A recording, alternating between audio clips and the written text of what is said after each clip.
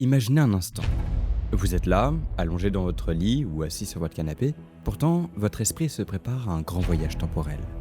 Parce que, de son côté, il se prépare à revenir au tout début. À un moment où l'univers n'avait ni étoiles, ni galaxies, ni planètes.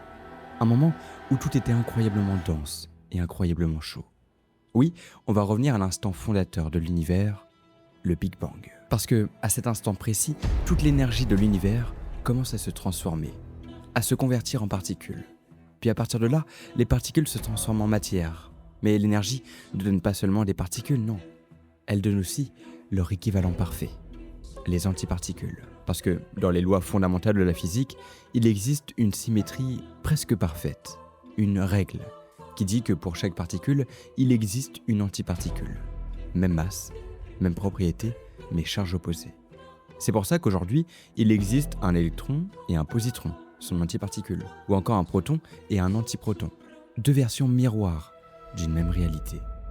Et d'après tout ce que nous disent les équations, le Big Bang aurait dû produire ces deux formes en quantité strictement égale.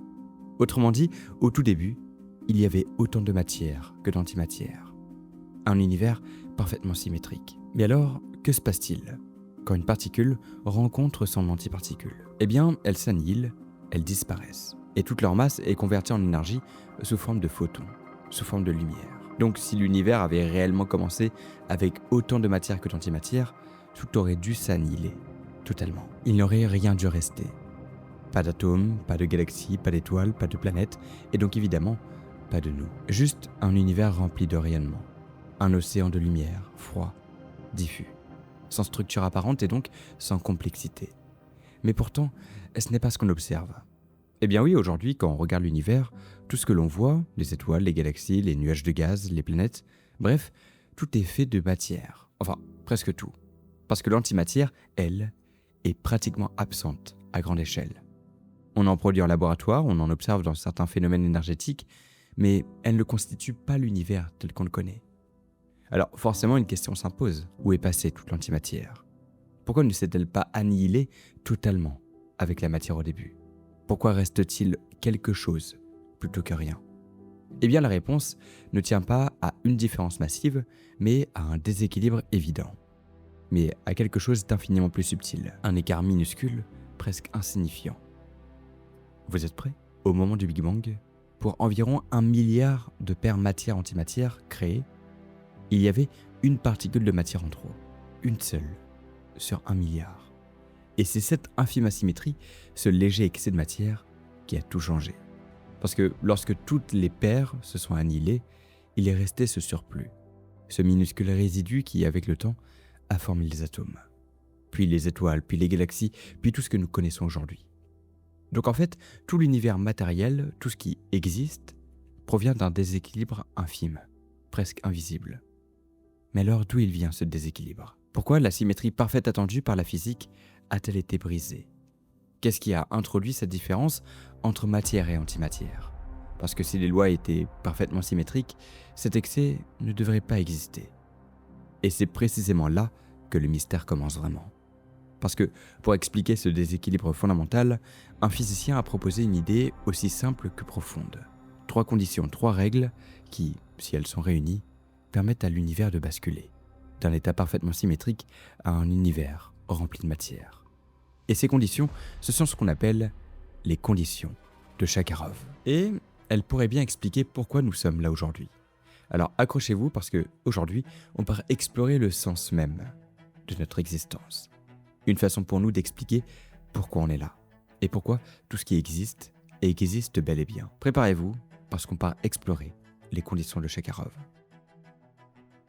J'espère que vous allez bien les amis. Pour les plus déterminés d'entre vous, j'ai une petite demande à vous faire. Vous allez me dire si vous êtes chaud, mais en gros là sur mon application Sirius, on a sorti récemment la carte du ciel. Du coup si vous la mettez à jour, que vous allez en haut à gauche, vous avez le gyroscope avec la carte du ciel, avec le menu, etc. et tout ce qui va avec. Il y a même le profil en plus, voilà, moi j'ai 809 abonnés. C'est cool, allez vous abonner à mon profil s'il vous plaît. Mais bref, en fait on cherche des personnes qui pourraient tester les futures versions de l'application avec nous et nous dire s'ils ont des retours et s'ils ont des bugs, etc. Parce qu'avec l'ajout de la carte du ciel, par exemple, il y a certaines personnes qui étaient sur Android qui avaient quelques bugs, mais tous les autres ne l'avaient pas. Mais du coup, si vous êtes beaucoup plus nombreux à vraiment tester l'app en avant-première, eh bien, on pourra plus détecter les bugs et corriger les erreurs avant que les futures versions de l'application ne sortent. Donc, si jamais ça vous intéresse, eh bien, rejoignez ce groupe WhatsApp. Je vous mets le QR code ici.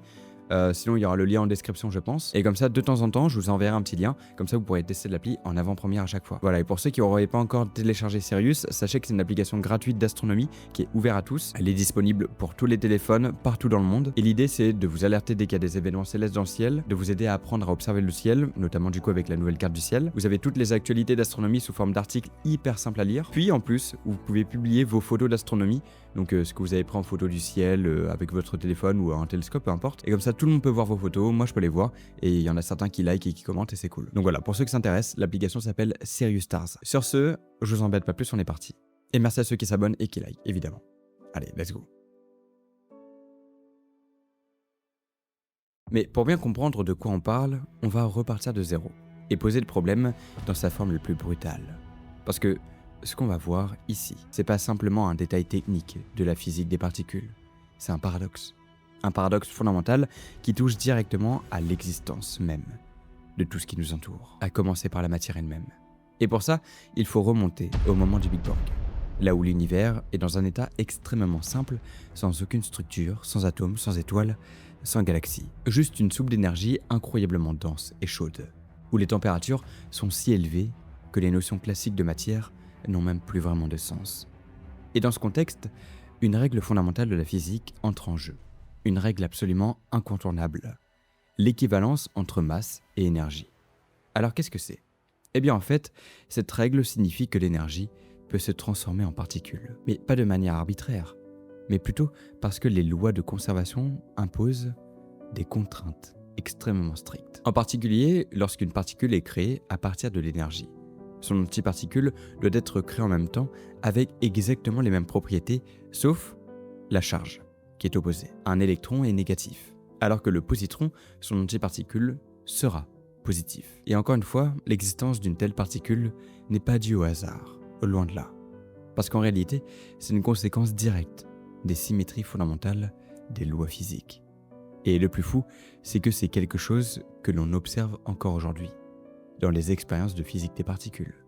Eh bien oui, cette règle ne se limite pas qu'à l'univers lui-même. Nous aussi, quand on crée une particule artificiellement, eh bien en réalité, on ne crée jamais une particule seule. On crée toujours des paires. Donc dans l'univers primordial, à chaque interaction, à chaque conservation d'énergie en matière, apparaissent des paires particules-antiparticules. Un électron avec un positron, un quark avec un antiquark, un proton avec un antiproton, et ainsi de suite. Mais concrètement, qu'est-ce que ça implique ? Eh bien tout simplement que l'univers, à l'époque du Big Bang, est parfaitement symétrique. Parce qu'il contient normalement autant de matière que d'antimatière produite à chaque instant, dans chaque processus, sans aucune préférence apparente.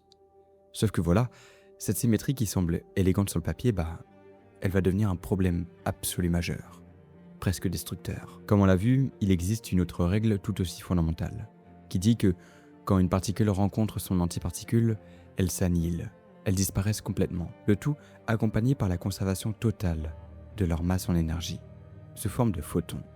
Et ce processus est extrêmement efficace, ce qui fait que rien, absolument rien, ne reste derrière lui. Aucune trace de matière, seulement du rayonnement. Et donc si l'on suit ce raisonnement jusqu'au bout, si l'univers commence avec autant de matière que d'antimatière, alors au moment où il se refroidit suffisamment pour que les particules puissent se rencontrer, tout devrait s'annihiler, presque complètement. Chaque particule trouvant son antiparticule correspondante, conduisant à la disparition massive de la matière. Le résultat attendu est alors très clair. Un univers rempli uniquement de lumière, de rayonnement, sans aucune structure stable, sans atomes, sans étoiles, sans galaxies, sans chimie, et évidemment, sans vie. Sauf que on est là, nous, en train de parler du fait que normalement, on ne devrait pas être là. Mais au-delà de nous, aujourd'hui, quand on regarde l'univers, tout ce que l'on voit est constitué de matière. Les étoiles, les planètes, les galaxies, les nuages de gaz. Tout est fait de protons, de neutrons, d'électrons. Et c'est-à-dire de matière ordinaire. Mais, et l'antimatière alors ? Eh bien l'antimatière, elle, est quasiment absente à grande échelle. On peut en produire en laboratoire, on en détecte dans certains phénomènes énergétiques, comme les jets de particules ou les interactions cosmiques. Mais elles ne forment pas de structure durable dans l'univers. Ce que je veux dire, c'est qu'il n'existe pas de galaxies d'antimatière, pas d'étoiles d'antimatière observées, pas de régions entières de l'univers dominées par elles. Sinon, on verrait des signatures très spécifiques d'annihilation aux frontières entre matière et antimatière, ce qui n'est pas le cas. Et donc forcément, il y a un problème profond. Et si l'univers a commencé de manière symétrique, pourquoi ne s'est-il pas annihilé complètement ? Pourquoi reste-t-il de la matière aujourd'hui ? Eh bien, pour répondre à cette question, les physiciens ont réussi à quantifier précisément l'asymétrie nécessaire pour expliquer ce que l'on observe. Et là, on tombe sur un chiffre absolument vertigineux, dans sa simplicité. Au moment des annihilations, pour environ 1 milliard de paires particules-antiparticules créées, il restait une seule particule de matière, en excès, une seule. Donc ça signifie que pour 1 milliard de particules de matière, 999 999 999 ont trouvé leur antiparticule et se sont annihilés, produisant alors un océan de photons. Mais une particule, une seule, n'avait pas d'équivalent en face d'elle, et cette particule restante, ce résidu infinitésimal, c'est elle qui a tout construit. C'est elle qui, en survivant à l'annihilation générale, a permis la formation des premiers noyaux lors de la nucléosynthèse primordiale, dont j'ai récemment parlé sur la chaîne, je vous mettrai le lien à la fin de cette vidéo. Puis des premiers atomes lorsque l'univers s'est refroidi, puis des premières structures gravitationnelles, des étoiles, des galaxies, etc. Et à terme, de toute la complexité chimique et biologique que l'on observe aujourd'hui. Autrement dit, toute la matière de l'univers, tout ce qui existe matériellement, provient de ce déséquilibre ridiculement petit, de cet excès d'environ une particule sur un milliard. Et là, il faut vraiment prendre un petit moment pour mesurer la portée de cette idée. On parle d'une asymétrie de l'ordre de 0,0000001%.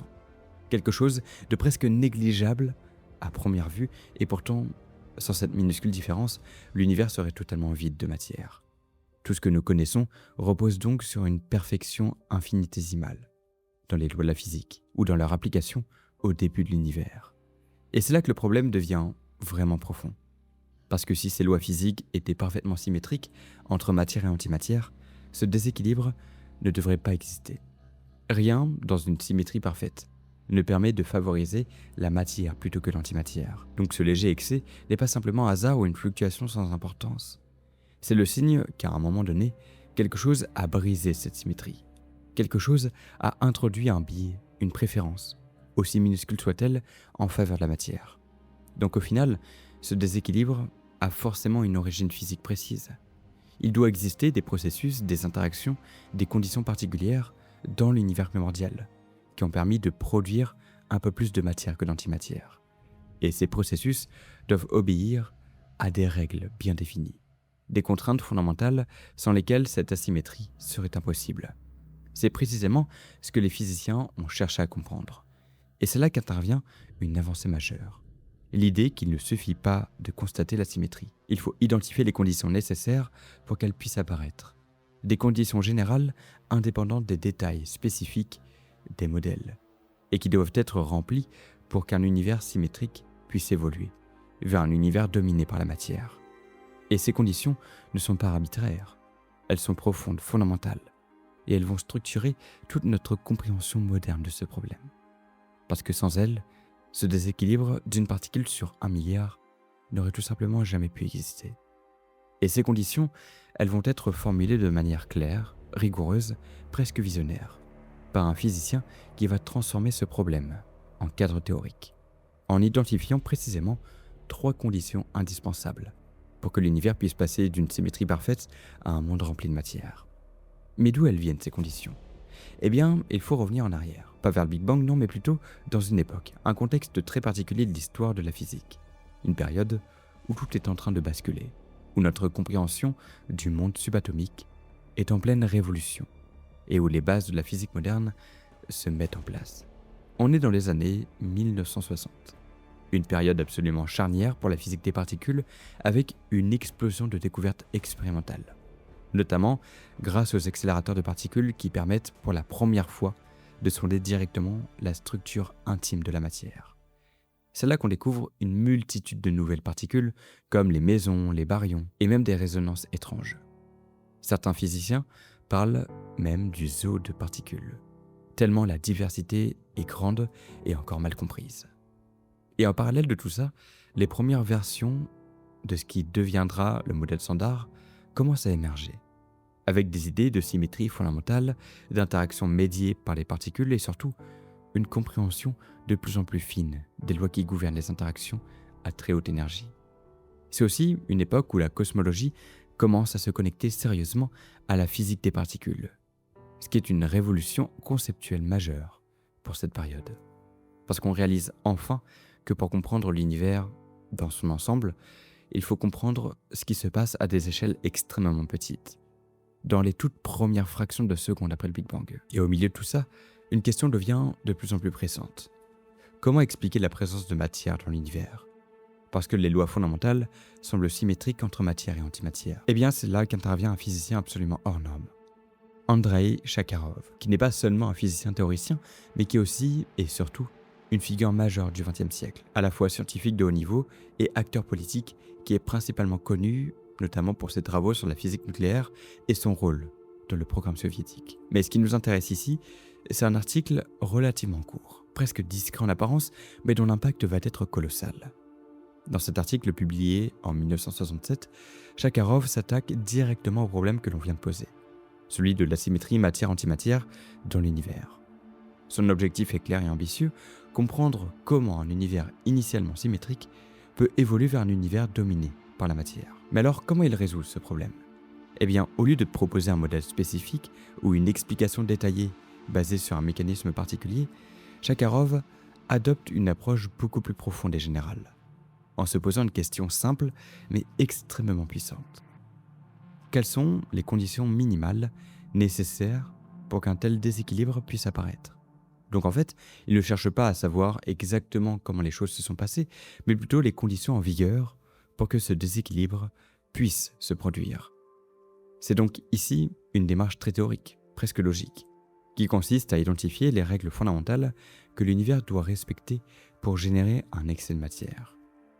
Et cette approche, elle va s'avérer incroyablement pertinente, parce qu'elle ne dépend pas des détails des modèles, mais pose des contraintes universelles, valables pour quelle que soit la théorie sous-jacente. Chakarov introduit alors un concept central, la baryogénèse, c'est-à-dire le processus par lequel un excès de baryons, donc de matière classique, comme les protons et les neutrons, peut apparaître dans l'univers primordial. Le problème devient alors très précis. Comment générer plus de baryons que d'antibaryons à partir d'un état initial symétrique ? Eh bien en réalité, la réponse de Chakarov est aussi élégante que fondamentale. Parce qu'il dit que pour que tout ça soit possible, il faut que certaines conditions soient remplies. Des conditions sans lesquelles aucune asymétrie ne peut émerger, peu importe les détails du modèle. Et c'est là que réside toute la puissance de son intuition. Il ne donne pas une solution unique, non, il définit un cadre. Il établit 3 conditions nécessaires, 3 piliers conceptuels qui doivent être satisfaits pour que l'univers puisse produire cet excès de matière. Ce qui fait que, d'après son modèle, ces conditions ne sont pas optionnelles, elles sont indispensables. Si l'une d'elles manque, alors la symétrie ne peut pas apparaître, et l'univers reste symétrique, condamné à l'annihilation complète que l'on évoquait tout à l'heure.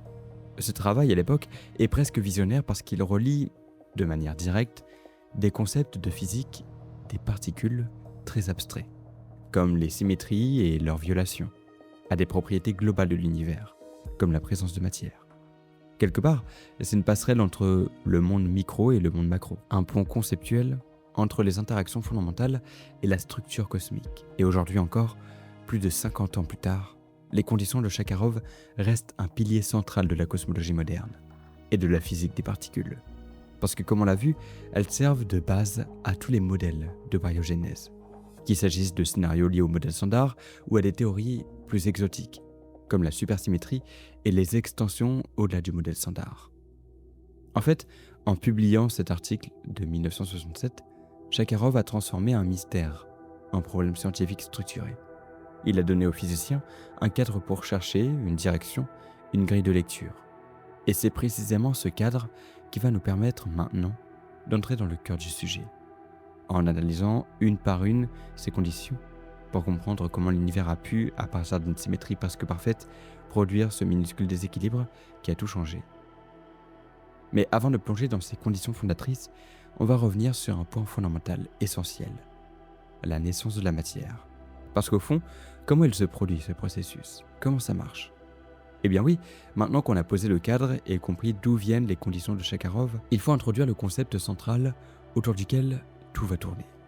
La baryogénèse. Parce que derrière ce terme un peu technique se cache en réalité une idée extrêmement simple dans son principe, mais absolument démesurée dans ses conséquences. Parce qu'elle touche directement à la question la plus fondamentale qui soit, pourquoi y a-t-il de la matière dans l'univers? Pour faire simple, la baryogénèse, c'est le processus par lequel l'univers a généré un excès de baryons, c'est-à-dire de particules de matière classiques, comme les protons et neutrons, par rapport à leur équivalent d'antimatière. C'est le mécanisme qui permet de passer d'un univers initialement symétrique avec autant de matière que d'antimatière, à un univers dans lequel la matière domine presque entièrement. Mais pour bien saisir l'importance de cette idée, il faut prendre un instant pour préciser quelques définitions. Notamment une, c'est quoi un baryon? Bon, déjà, dans le monde des particules, tout n'est pas homogène. Il existe différentes familles de particules avec des rôles très distincts. Les baryons sont les particules composées de quarks, comme les protons et les neutrons. Donc, ce sont eux qui constituent les noyaux des atomes. Et si on regarde la masse d'un atome, presque tout est concentré dans son noyau, et donc dans les baryons. Alors que les électrons, qui appartiennent à une autre famille appelée les leptons, ne représentent qu'une fraction infime de cette masse. Parce que les leptons, comme les électrons ou les neutrinos, sont essentiels pour les interactions et la structure des atomes, notamment pour la chimie. Mais ce ne sont pas eux qui font la matière au sens massif du terme. Donc quand on parle de baryogénèse, on ne parle pas simplement d'un détail du monde subatomique, on parle littéralement de la naissance de la matière visible, celle qui compose les étoiles, les planètes, nous. Et donc sans excès de baryons, il n'y aurait pas de noyau atomique stable, pas d'atomes, pas de molécules, pas de chimie complexe, et donc aucune structure organisée dans l'univers. La baryogénèse, c'est ce qui explique pourquoi quelque chose existe au lieu d'un univers vide, rempli uniquement de rayonnement. Mais du coup, quand est-ce qu'elle s'est produite, cette baryogénèse? Et c'est important parce que ce phénomène ne se produit pas à n'importe quel moment. Elle a lieu dans les toutes premières fractions de secondes après le Big Bang, dans un environnement absolument extrême, un moment dans l'histoire de l'univers où les températures dépassent de loin tout ce que l'on peut produire en laboratoire. Et à ces énergies, et contrairement à ce qu'on pourrait penser, les particules ne sont pas des objets stables. Non, elles apparaissent et disparaissent en permanence. Les collisions sont incessantes, et les interactions sont gouvernées par des lois quantiques, dictées par des lois probabilistes. C'est une sorte de bouillon de particules, un plasma primordial où tout est en interaction avec tout, et où les symétries fondamentales de la physique s'expriment pleinement, mais aussi, potentiellement, se brisent légèrement. Parce qu'au départ, comme on l'a vu, les particules et les antiparticules sont produites en quantité presque parfaitement égale. Mais si, pour une raison ou pour une autre, certains processus physiques favorisent légèrement la production de baryons par rapport aux antibaryons, ou bien leur survie après certaines interactions, alors un déséquilibre peut commencer à apparaître. Et ce déséquilibre, même s'il est extrêmement faible, va devenir crucial à mesure que l'univers se refroidit. Parce qu'à un moment donné, les conditions changent. Les particules ont moins d'énergie, les créations deviennent plus rares et les annihilations dominent. À ce moment-là, la quasi-totalité des baryons antibaryons s'annihile en photons. Mais le petit excès de baryons, lui, ne veut pas disparaître, puisqu'il n'y a pas d'équivalent en face de lui. Et c'est ce résidu, ce surplus infinitésimal, qui va survivre à cette phase d'annihilation massive, et qui va ensuite évoluer pour former toute la matière que l'on observe aujourd'hui. Mais comment ça se passe concrètement? Eh bien, ce qu'il faut comprendre ici, c'est que ce processus n'est pas une simple réaction isolée. C'est pas un événement ponctuel facile à décrire, c'est un ensemble de mécanismes physiques extrêmement complexes. Et pour toujours rajouter de la complexité, cet ensemble de processus est probablement lié à différentes interactions fondamentales, qui se déroulent dans les conditions extrêmes et qui, ensemble, produisent ce résultat final. Un univers légèrement déséquilibré en faveur de la matière. Alors vous allez peut-être vous dire que je me répète beaucoup, mais c'est pour vraiment bien poser les bases, parce que la suite va être assez compliquée. Donc l'idée c'est vraiment de bien comprendre ce que je suis en train de vous expliquer là, pour bien comprendre la suite. Mais surtout, ce processus ne peut pas fonctionner dans n'importe quelle condition. Parce que, vous vous en doutez, si l'univers restait parfaitement symétrique dans ses lois et dans son évolution, toute tentative de créer un excès de matière serait immédiatement compensée et l'équilibre serait restauré. De la même manière, si l'univers restait en équilibre thermique parfait, les processus de création et de destruction se compenseraient exactement, empêchant toute asymétrie de se figer dans le temps. Donc ça veut dire que pour que la baryogénèse fonctionne, il faut que certaines règles soient brisées, que certaines symétries ne soient pas respectées et que l'univers passe par un état particulier où ces déséquilibres peuvent apparaître et être amplifiés au lieu d'être effacés. Et c'est précisément là que les conditions de Chakarov entrent en jeu. Parce que dans ce cadre, elles vont définir les critères indispensables pour que ce processus puisse exister. Rien que ça. Sans ces conditions, aucune baryogénèse n'est possible. Et donc, aucun univers matériel ne peut émerger. Donc maintenant que l'on comprend ce qu'est la baryogénèse, pourquoi elle est absolument essentielle et comment elle s'inscrit dans les premières étapes de l'histoire cosmique, on peut enfin entrer dans le cœur du sujet.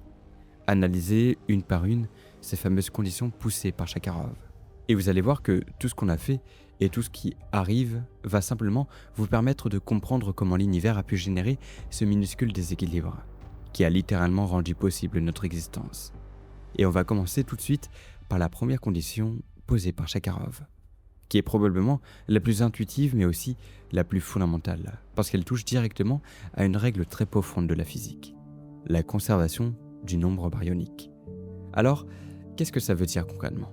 Eh bien en fait, le nombre baryonique, c'est une quantité que l'on associe aux particules, un peu comme une étiquette, qui permet de compter combien de baryons il y a dans un système. Par convention, chaque baryon, comme un proton ou un neutron, porte un nombre baryonique de plus 1. Chaque antibaryon porte un nombre baryonique de moins 1. Et toutes les autres particules, comme les photons ou les électrons, ont un nombre baryonique nul. Dans la plupart des interactions que l'on observe aujourd'hui, ce nombre baryonique est conservé. Et ça signifie que si vous prenez un système que vous regardez avant et après une interaction, le total reste le même. Par exemple, si deux particules interagissent entre elles, elles peuvent se transformer, se recombiner, produire d'autres particules, etc. Mais le nombre total de baryons, moins le nombre d'antibaryons, reste constant.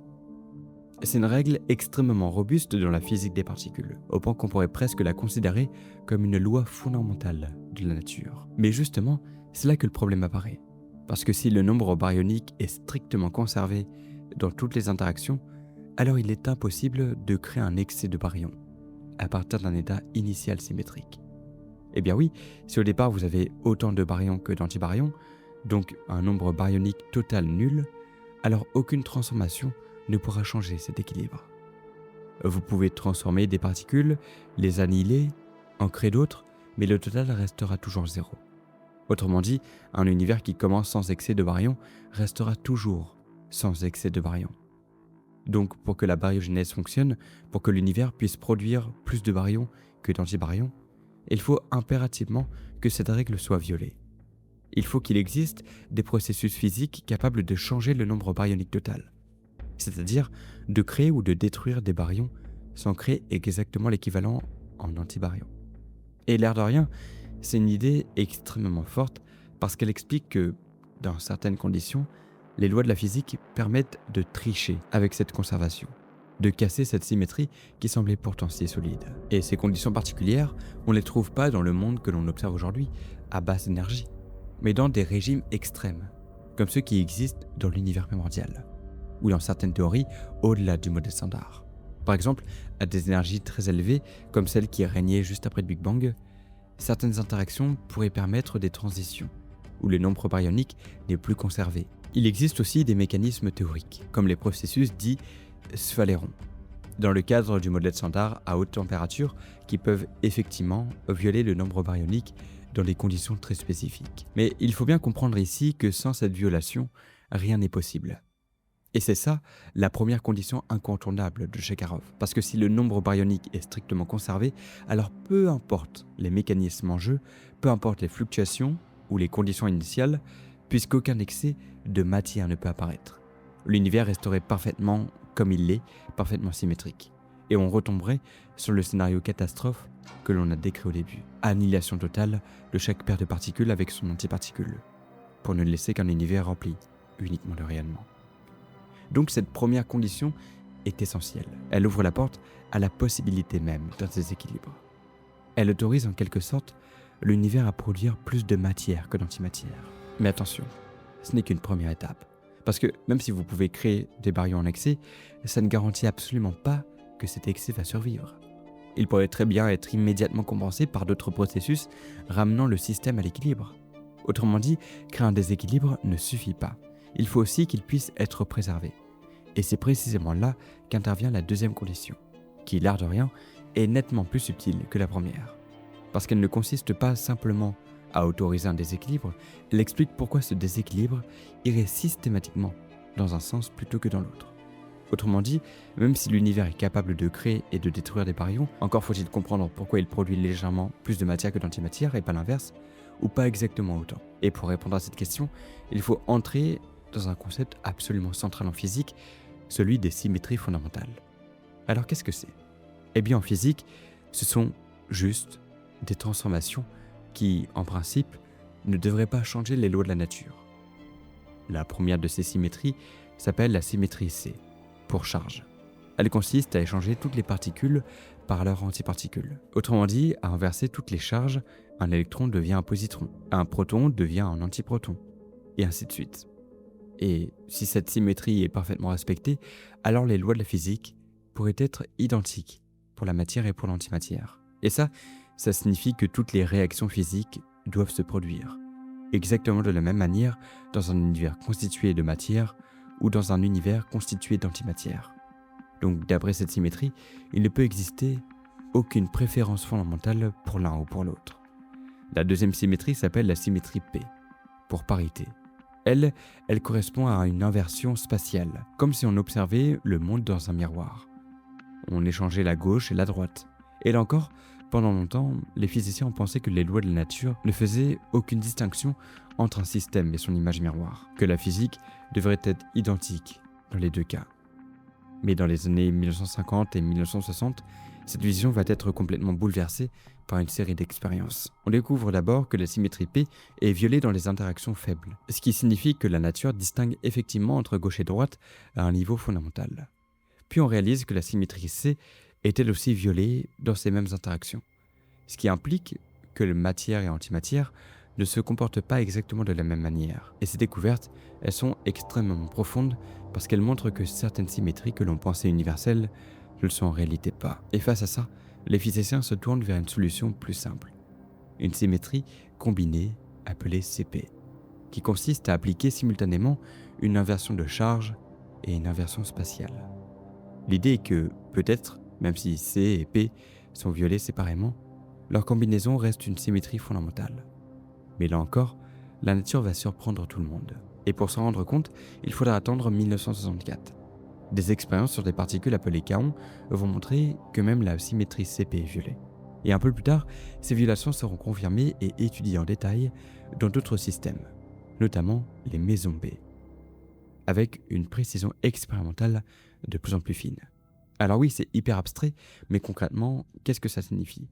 Eh bien que certaines réactions impliquant des particules ne se produisent pas exactement de la même manière que les réactions équivalentes impliquant leurs antiparticules. Par exemple, une particule donnée peut se désintégrer en produisant certaines particules avec une probabilité légèrement différente de celle de son antiparticule, produisant des équivalents opposés. C'est pas une différence énorme, c'est même extrêmement faible, mais elle est réelle, mesurable et surtout, elle introduit une asymétrie fondamentale dans les lois de la physique. Et si vous avez réussi à suivre jusque-là, vous aurez deviné que c'est précisément cette asymétrie qui est indispensable pour la baryogénèse. Parce que si les lois étaient parfaitement symétriques, même en présence de processus qui violent le nombre baryonique, comme on l'a vu avec la première condition, les créations et destructions de baryons et d'antibaryons se compenseraient exactement en moyenne. Il n'y aurait aucun biais, aucune direction privilégiée, et donc aucun excès net ne pourra apparaître. L'univers resterait statistiquement équilibré entre matière et matière. Et c'est donc ici que la violation de CP change complètement la situation parce qu'elle introduit une préférence dans les lois physiques, en permettant à certains processus de produire légèrement plus de baryons que d'antibaryons, ou de favoriser leur survie. Ce biais est infinitésimal à l'échelle d'une interaction individuelle. Mais dans l'univers primordial, où des quantités astronomiques de particules interagissent en permanence, ces petites différences peuvent s'accumuler et produire un effet global mesurable. C'est exactement le type de mécanisme qui peut expliquer pourquoi sur 1 milliard de paires particules-antiparticules, une seule particule de matière a survécu. Mais il y a encore un point crucial à comprendre. La violation CP que l'on observe aujourd'hui dans le cadre du modèle standard est réelle. Elle est bien mesurée, pourtant elle semble trop faible pour expliquer à elle seule l'ampleur de l'asymétrie matière-antimatière dans l'univers. Autrement dit, même si cette condition est nécessaire, elle n'est probablement pas suffisante dans sa forme actuelle. Et encore une fois, ça suggère qu'il pourrait exister d'autres sources de violation CP, encore inconnues, peut-être liées à des particules ou des interactions que nous n'avons pas encore découvertes. Mais malgré tout ça, le rôle conceptuel de cette condition reste absolument fondamental. Mais pourquoi ? Eh bien, parce qu'elle introduit l'idée que les lois de la physique ne sont pas parfaitement neutres vis-à-vis de la matière et de l'antimatière, qu'il existe un biais intrinsèque, une symétrie inscrite dans la structure même des interactions fondamentales. Et sans ce biais, aucun excès de matière ne pourrait émerger, peu importe les autres conditions. Donc, cette deuxième condition est essentielle parce qu'elle donne une direction au processus. Elle permet à l'univers de choisir légèrement la matière plutôt que l'antimatière, même si ce choix est infinitésimal. Et malgré tout, il reste encore un problème majeur. Parce que même avec une violation du nombre baryonique et une violation des symétries C et CP, si l'univers reste en équilibre thermique parfait, les processus inverses peuvent compenser ces effets. Et l'asymétrie peut être effacée. En gros, même avec ce biais fondamental profondément inscrit dans les lois de la physique, l'équilibre pourrait toujours revenir. Et tout pourrait s'annuler à nouveau. Et c'est précisément ce qui va empêcher la troisième condition. Et vous allez voir que cette dernière condition, elle est souvent moins intuitive que les deux premières. Mais elle est tout aussi essentielle parce qu'elle va déterminer si la symétrie créée peut réellement survivre dans le temps. Cette condition, c'est une sorte de nécessité d'un équilibre thermique. Autrement dit, le fait que l'univers doit, à un moment donné, sortir de l'équilibre pour que le petit excès de matière puisse être figé et ne pas être effacé par des processus inverses. Bon. Et là, j'ai perdu tout le monde, mais vous en faites pas. Je vais essayer d'être le plus clair possible. Et je vais sûrement me répéter un petit peu quand même. En fait, pour comprendre pourquoi c'est crucial, il faut revenir à une idée fondamentale en physique statistique. Quand un système est en équilibre thermique, tous les processus microscopiques sont compensés par leur processus inverse. Ça signifie que pour chaque réaction qui crée un certain état, il existe une réaction inverse qui le détruit, avec exactement la même probabilité. À l'échelle globale, tout se compense parfaitement et aucune asymétrie durable ne peut émerger. Ça veut dire que même si vous avez des mécanismes qui violent le nombre baryonique et la symétrie CP, tant que l'univers reste en équilibre, ces effets vont s'annuler statistiquement. Et le système va revenir à un état symétrique. Et ça, c'est un point absolument fondamental. Parce qu'en équilibre, l'univers oublie les petites asymétries et les lisse, il les efface. Donc si la baryogénèse se produisait dans un univers parfaitement stable et en équilibre thermique, elle ne laisserait aucune trace durable. Tout excès de matière serait immédiatement compensé et on retomberait encore une fois sur un univers symétrique matière-antimatière. Mais alors, qu'est-ce qu'il faut pour que la symétrie, à la base de tout, survive ? Eh bien, il faut simplement casser cet équilibre. Non, plus sérieusement, il faut que, pendant une certaine période, les conditions soient telles que les réactions inverses ne puissent plus suivre, qu'elles deviennent inefficaces ou trop lentes par rapport à l'évolution globale du système. C'est exactement ce qui se produit dans l'univers primordial, à cause de son expansion extrêmement rapide. Pour être plus précis, après le Big Bang, l'univers se dilate et se refroidit à une vitesse colossale. Et c'est cette expansion qui modifie en permanence les conditions physiques, notamment la température et la densité des particules. Et à mesure que la température chute, certaines réactions deviennent de plus en plus rares, parce que les particules n'ont plus suffisamment d'énergie pour interagir de la même manière. À un moment donné, on atteint ce qu'on appelle un gel des interactions. C'est-à-dire que certaines réactions cessent pratiquement de se produire. Et c'est dans ce contexte très particulier que l'asymétrie peut se figer. Parce que si à ce moment précis, il existe déjà un léger excès de baryons dû aux deux premières conditions, alors cet excès ne peut plus être annulé. parce que les processus capables de le compenser ne sont plus efficaces. Et c'est là que l'univers gèle. Cet état asymétrique et ce déséquilibre devient permanent. C'est un peu comme si vous arrêtiez brutalement un système en mouvement. Vous capturez à un instant donné avec toutes ses imperfections et vous le figez dans le temps. Un autre mécanisme important lié à ce déséquilibre thermique, ce sont les transitions de phase cosmologiques. Dans l'histoire de l'univers, il existe plusieurs moments où les lois physiques changent de régime. Un peu comme l'eau qui passe dans l'état liquide à l'état solide. Par exemple, la transition électrofaible où certaines symétries fondamentales se brisent peut créer des conditions hors équilibre favorable à la baryogénèse. Et pendant cette transition, l'univers n'est pas homogène. Des structures temporaires apparaissent, des gradients d'énergie se forment, et ça peut permettre au processus asymétrique de s'exprimer plus efficacement. Il faut bien comprendre ici que cette troisième condition ne crée pas l'asymétrie à elle seule. Bien sûr, elle est indispensable pour la conserver, mais les deux premières conditions permettent de générer un biais, de produire légèrement plus de matière que d'antimatière. Mais sans ce déséquilibre thermique, ce biais serait immédiatement effacé. Donc cette troisième condition agit comme un verrou, dans le sens où elle empêche le système de revenir à l'équilibre. Ce qui permet alors à l'asymétrie de devenir une propriété durable de l'univers. Et c'est précisément la combinaison de ces trois conditions qui rend la baryogénèse possible. Il faut pouvoir créer et détruire des baryons, il faut que les lois favorisent légèrement la matière par rapport à l'antimatière. Et il faut que l'univers sorte de l'équilibre au bon moment pour figer ce déséquilibre. Si l'une de ces conditions manque, le mécanisme échoue. Donc avec ces trois gradients réunis, on a enfin un cadre théorique, fiable, capable d'expliquer comment un univers initialement symétrique peut évoluer vers un univers dominé par la matière. Et ça ne signifie pas pour autant que tout est résolu. Parce que même si ces conditions sont nécessaires, elles ne nous disent pas exactement comment ça s'est produit, en détail. Et c'est là que le mystère reste entier. Eh bien oui, parce que maintenant que l'on a posé les trois conditions de Shakharov, une question essentielle se pose naturellement. Est-ce que ces conditions se sont réellement produites dans l'histoire de l'univers ? Et si oui, comment ? Parce qu'une chose est d'identifier les règles nécessaires, mais une autre est de trouver les mécanismes concrets capables de les satisfaire dans un cadre physique réaliste. Et c'est précisément là que la physique moderne entre en jeu, avec toute une série de modèles de baryogénèse qui tentent de décrire comment ce déséquilibre matière-antimatière a pu émerger dans les premières fractions de secondes, après le Big Bang. Le premier scénario important, c'est ce que l'on appelle la baryogénèse électrofaible. L'idée ici est d'utiliser les propriétés connues du modèle standard, comme les interactions faibles et la transition de phase électrofaible, pour générer la symétrie. Et dans ce cadre, quand l'univers était extrêmement chaud, les forces électromagnétiques et faibles étaient unifiées. Et à mesure que la température a chuté, cette symétrie s'est brisée, un peu comme un changement d'état.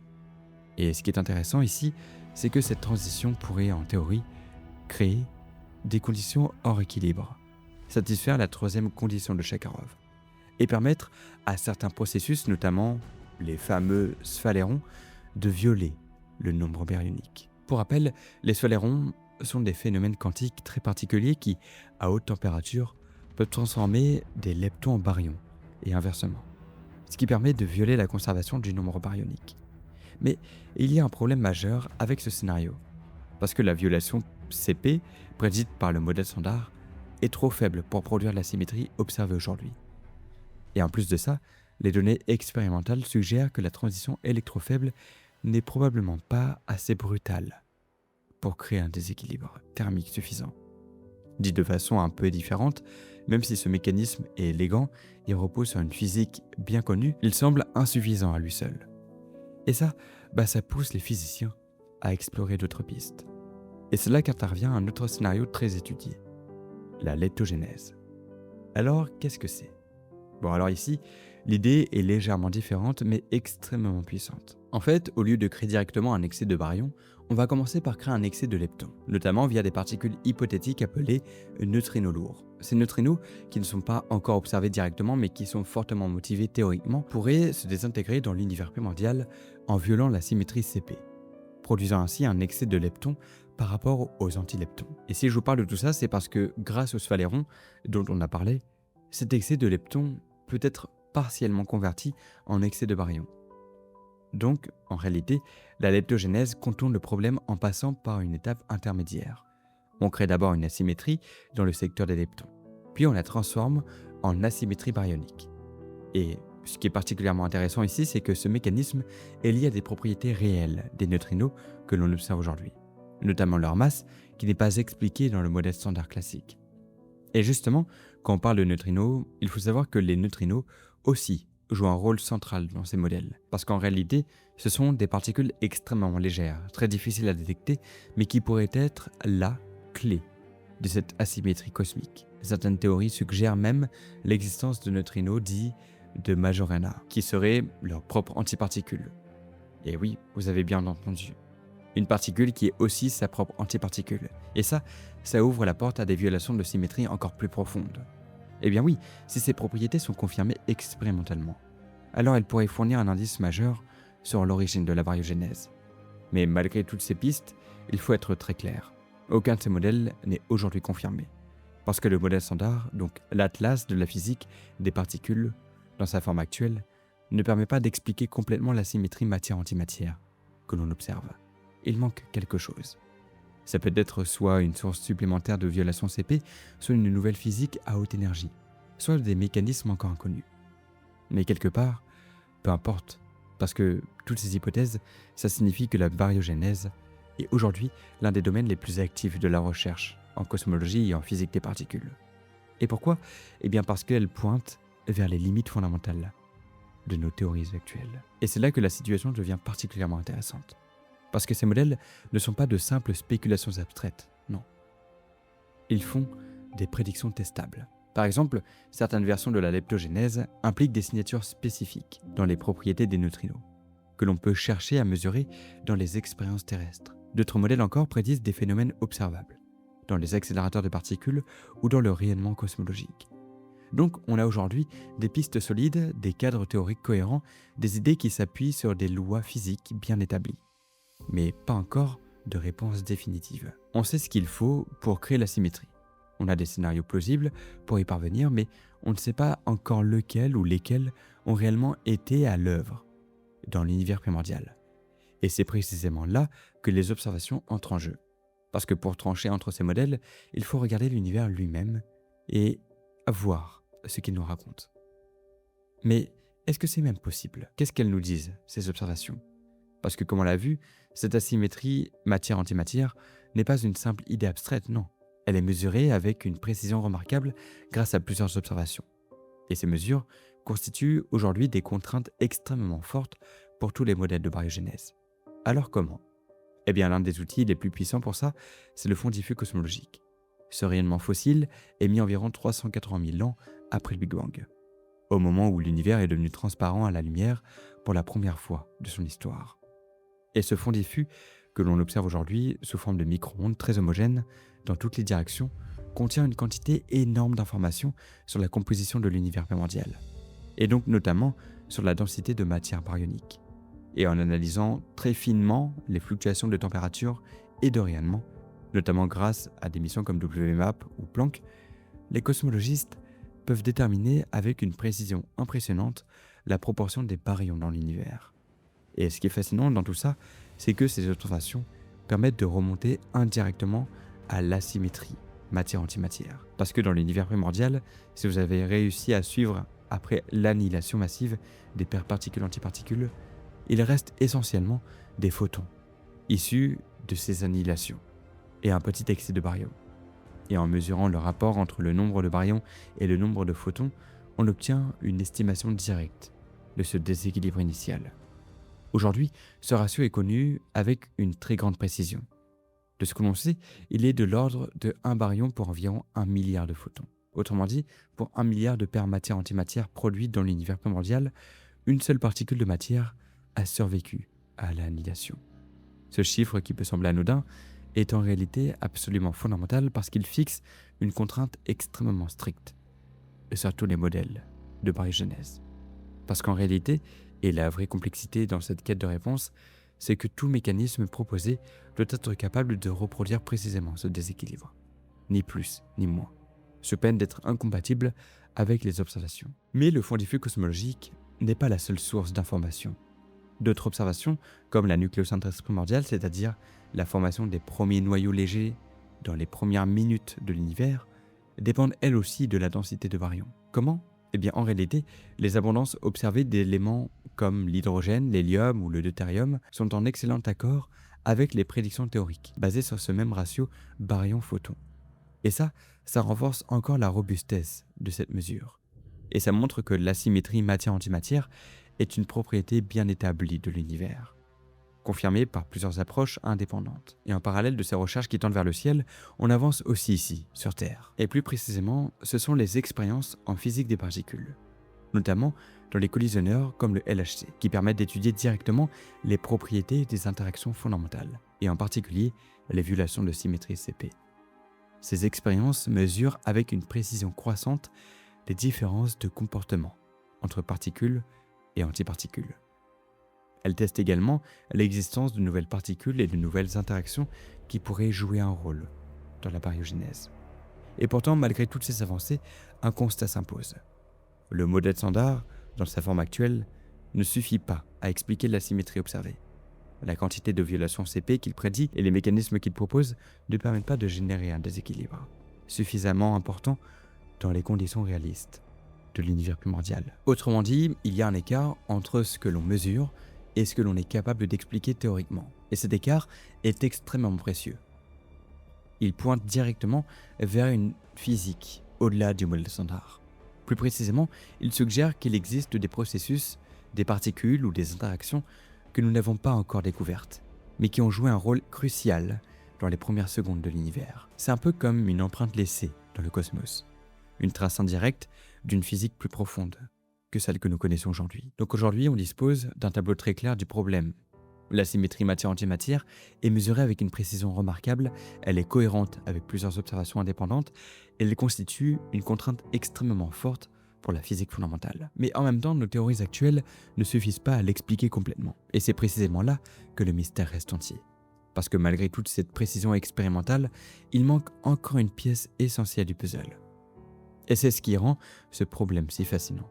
Parce que maintenant, si l'on prend un peu de recul sur tout ce que l'on vient de voir, on se rend compte qu'on est face à une situation assez paradoxale, presque frustrante, parce que d'un côté, on comprend extrêmement bien le cadre du problème, dans le sens où on sait exactement quelles conditions doivent être réunies pour que l'asymétrie matière-antimatière existe. Tout comme on sait même mesurer cette asymétrie avec une précision remarquable. Mais de l'autre côté, il manque encore des pièces essentielles au puzzle. Et ces pièces touchent directement aux limites de notre compréhension actuelle de la physique. Bon, déjà, le premier point est probablement le plus important, c'est que la violation de symétrie CP que l'on connaît aujourd'hui, celle qui est décrite par le modèle standard, est mesurée dans les expériences sur les kaons et les mésons B, et bien réelle. Mais elle est beaucoup trop faible pour expliquer l'ampleur de la symétrie observée dans l'univers. En gros, si on prend uniquement les lois de la physique telles qu'on les connaît aujourd'hui, qu'on les applique aux conditions de l'univers primordial, on n'arrive pas à produire suffisamment de déséquilibre entre matière et antimatière. Il manque un facteur, un mécanisme supplémentaire, quelque chose qui amplifierait ce biais et permettrait d'atteindre ce ratio, d'environ 1 baryon sur 1 milliard que l'on observe aujourd'hui. Et l'air de rien, ce constat est fondamental parce qu'il signifie très clairement que le modèle standard est incomplet. En fait, il fonctionne extrêmement bien pour décrire les interactions à basse énergie ou pour expliquer une immense quantité de phénomènes expérimentaux, mais il échoue dès que l'on essaie de remonter aux premières fractions de secondes de l'univers et d'expliquer l'origine de la matière elle-même. Concrètement, ça pousse les physiciens à explorer des théories au-delà du modèle standard, des extensions qui introduisent de nouvelles particules, de nouvelles interactions ou de nouvelles sources de violation CP. Et parmi ces pistes, on trouve par exemple la supersymétrie, les théories de grande unification ou encore des modèles impliquant des neutrinos lourds, comme dans la leptogénèse. Et comme on vient de le voir, les neutrinos sont aujourd'hui au cœur de nombreuses recherches parce qu'ils possèdent déjà des propriétés qui ne sont pas complètement expliquées par le modèle standard, notamment leur masse. Donc si ces particules ont des caractéristiques supplémentaires comme être de type Majorana ou présenter des violations CP plus importantes, elles pourraient jouer un rôle clé dans la génération de la symétrie. De la même manière, certaines théories suggèrent que des interactions nouvelles encore inconnues auraient pu être actives dans l'univers primordial. Et le plus fou, c'est que ces nouvelles interactions seraient à des énergies bien supérieures à celles que l'on peut atteindre aujourd'hui dans les collisionneurs. donc complètement infaisable sur Terre pour le moment. Un autre point intéressant, c'est le lien possible avec la matière noire. Eh bien oui, aujourd'hui on sait que la matière baryonique, celle dont on parle depuis le début, ne représente qu'une petite fraction du contenu total de l'univers, environ 5%, alors que la matière noire en constitue environ 25%. Et ça signifie qu'il existe une autre forme de matière, encore inconnue, qui pourrait elle aussi être liée à des mécanismes d'asymétrie. Certaines théories proposent même que la matière noire possède sa propre asymétrie, un peu comme la matière ordinaire, et que ces deux asymétries pourraient être liées par des processus physiques communs dans l'univers mondial. Mais pourquoi je vous parle de ça ? Eh bien, comprendre la baryogenèse pourrait aussi nous rapprocher de la compréhension de la matière noire, ce qui en ferait un problème encore plus central en cosmologie. Mais malgré toutes ces pistes, malgré les modèles, malgré les expériences en cours, faut être honnête aujourd'hui, on ne sait pas exactement ce qui s'est passé. On a des idées solides, des cadres théoriques cohérents, des indices expérimentaux, mais aucune réponse définitive. Il manque encore des éléments, des phénomènes, qui sont probablement liés à une physique que nous n'avons pas encore découverte. Et c'est précisément ce qui rend ce problème si fascinant. Parce qu'il ne s'agit pas simplement de comprendre un détail du monde subatomique, mais de répondre à une question beaucoup plus profonde, presque philosophique, mais qui repose sur des bases physiques très concrètes. Pourquoi y a-t-il quelque chose plutôt que rien ? Voilà, vous avez 4 heures. Non, plus sérieusement, quand on remonte l'origine du problème, on retombe sur un constat qu'on a fait et refait à travers cette vidéo. Si l'univers n'avait pas développé cette asymétrie minuscule entre matière et antimatière, alors rien de ce que nous connaissons n'existerait. Pas d'atomes, pas de molécules, pas d'étoiles, pas de galaxies, pas de planètes, et évidemment pas de vie. Tout aurait été annihilé dans un océan de rayonnement, sans structure, sans complexité, sans évolution possible. Autrement dit, notre existence entière repose sur un déséquilibre infinitésimal, une légère imperfection dans les lois de la physique, une petite faille dans la symétrie parfaite que l'on aurait pu attendre. Et ce qui est encore plus bizarre, c'est que ce déséquilibre n'est pas énorme. C'est pas une grande différence, c'est une variation d'environ une particule sur un milliard, mais c'est suffisant pour construire tout l'univers matériel.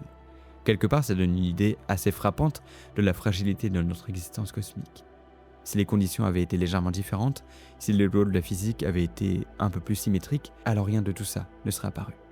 Et c'est là que les conditions de Chakarov prennent toutes leurs dimensions.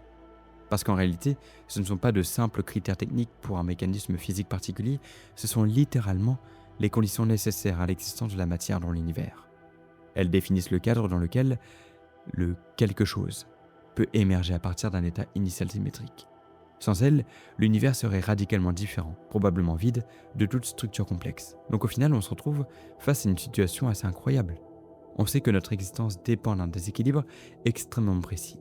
On comprend les conditions nécessaires pour le produire. On a des modèles qui tentent de l'expliquer. Mais on ne sait toujours pas exactement pourquoi ce déséquilibre existe, ni quel mécanisme précis l'a généré. Et c'est peut-être ça le point le plus fascinant de toute l'histoire. Parce que ce déséquilibre, qui est à l'origine de tout ce que l'on observe aujourd'hui, reste encore en grande partie inexpliqué. Alors voilà, au final, quand on regarde l'univers dans son ensemble, tout semble incroyablement structuré et organisé, rempli de matière, d'étoiles, de galaxies, de matière, de planètes. Et pourtant, si on remonte à son origine, tout commence par quelque chose de beaucoup plus simple, et surtout beaucoup plus symétrique. Parce que dans toutes les premières fractions de seconde après le Big Bang, rien ne distinguait vraiment la matière de l'antimatière. Les deux étaient produites en quantité quasiment identique, dans un univers extrêmement chaud, dense et en équilibre. Un univers qui en théorie aurait dû rester parfaitement symétrique. Et pourtant, c'est pas ce qui s'est passé parce qu'à un moment donné, pour des raisons que l'on ne comprend pas encore totalement, cette symétrie a été légèrement brisée. Un déséquilibre infime est apparu et un excès minuscule de matière sur l'antimatière, de l'ordre d'une particule sur un milliard. Et c'est précisément ce déséquilibre qui a tout changé. Parce qu'au moment des grandes annihilations, quand matière et antimatière se sont détruites mutuellement pour donner naissance à un océan de photons, ce petit excès, lui, n'a pas disparu. Il est resté.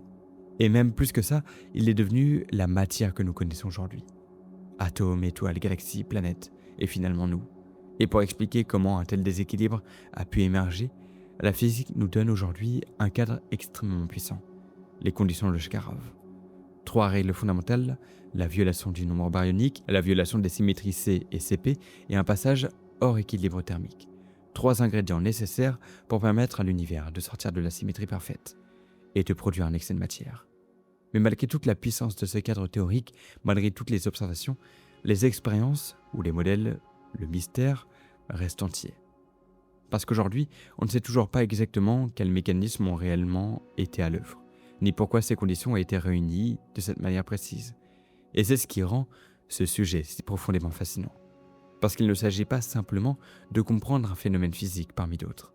Il s'agit de comprendre pourquoi l'univers contient quelque chose plutôt que rien. Parce qu'au fond, tout ce qu'on voit, les étoiles, les planètes, la vie, n'existe que parce qu'à un moment, dans l'univers primordial, la symétrie a été brisée. Je vous remercie sincèrement d'avoir suivi cette vidéo. Donc je vous mets 2 vidéos ici hyper intéressantes. Choisissez le sujet qui vous plaît. C'était Zebrolos, on se retrouve bientôt pour une nouvelle vidéo. Ciao.